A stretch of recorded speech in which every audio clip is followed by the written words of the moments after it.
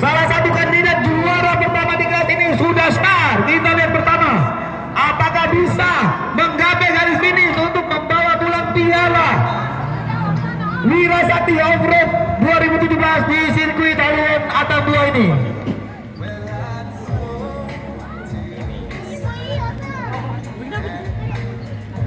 Pertarungan untuk memperebutkan juara 1 dan 2 dan 3 di sampai dengan 4 di kelas sampai dengan 2500 cc ini masih sangat terbuka.